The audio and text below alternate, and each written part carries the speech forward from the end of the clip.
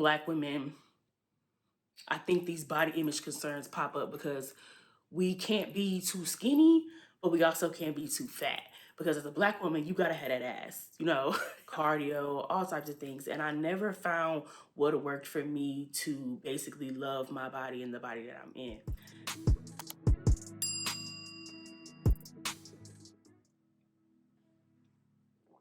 Good evening and welcome back to my channel, Face Philosophy. If you're new here, hey honey, make yourself home and subscribe. Tonight we're gonna be having a gentle conversation about plus size bodies, specifically Black women's bodies and body image and maybe even body dysmorphia. Now, quick information on body dysmorphia. Body dysmorphia is a clinical disorder characterized by extreme preoccupation with perceived defects in one's body. So basically, what you see in the mirror is not what you see in your mind. And a lot of people who suffer with this disorder describe basically, not liking the body that they're in, calling themselves ugly, monsters, things like that, things that could be falsified. So maybe even defects in their face that aren't really there, things like that. Now, what we'll be discussing today isn't that far on the spectrum of body image concerns. I do feel like this conversation is necessary for plus size women, specifically Black women, and how society tends to approach and discuss our bodies. So for myself, I've feel like I've had body image issues since a young girl. I was called fat growing up a lot, even though I wasn't fat. Like looking back at pictures of myself around the age of like 8 and 9, I was constantly called fat by my immediate family and not really kids at school because I wasn't fat, but like at home I ate a lot because I was a kid, a growing kid, and we ran around a lot outside. So I wasn't a fat child, but I was always called fat. Like those are like my pet names, if that makes sense. And so for the longest I thought I was a big girl until I actually became a bigger woman or teenager in high school. That's when the weight really piled on in high school. And then during college I lost a lot of weight, being low-key having an eating disorder, but I called it being a vegetarian, but I didn't know how to be a vegetarian with good diet. So I basically just wasn't eating meat and really wasn't eating anything at all besides fries and apples. But it was a very hard time around that time period. So I definitely, I lost like 60 pounds. And so from there, life started life and I'm definitely back eating meat. And so I've tried every diet, every trend, exercise trend, all of those things, keto, cardio, all types of things. And I never found what worked for me to basically love my body and the body that I'm in.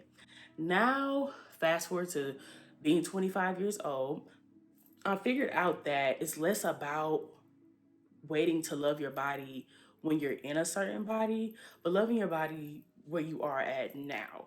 And I think what's important for Black women here in this situation is how our bodies are, you know, kind of obsessed over, not only in the media, but also in our families. I think we all have that female or maybe even male family member that's so obsessed with your body to where they're commenting on whether you gained or lost weight. And really all of that stems from a deep insecurity about their own body that they're projecting outwardly and they don't even realize it. But I think, even for myself, growing up as a young girl, I couldn't wear certain clothes because my butt was too big or things like that. And I feel like patriarchy also ties into this conversation, but I think that there is a bigger issue as far as like for Black women.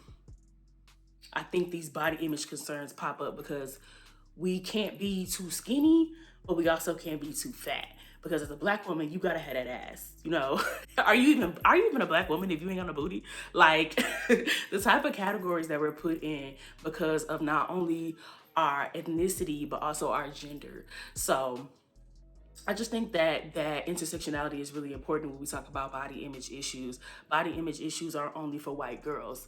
There are bulimic Black girls out here trying to maintain a certain body image, and it's sad. And so a lot of times it don't really add up with what we see in the mirror. And that's okay. I think that over time, if you are more intentional about your relationship with food is really important, and your relationship with activity. So for myself, I've started, I don't even call it exercise because honestly, girl, I am not exercise girly. I hate exercise. Do not mention the word exercise to me. I'm going to be like, no, it's boring. I like joyful movement. So I've been skating for a month, learning how to skate for about a month. I've gone like 3 weekends in a row. And it's hard. You really work, it's a workout, okay? It is not easy. So that's one way that I've been getting in exercise. I call it joyful movement, but yeah. And so I also like the elliptical and taking walks around my neighborhood. So it's ways to get it done. It's ways to feel more in touch with your body without making it about achieving a certain look and a certain image.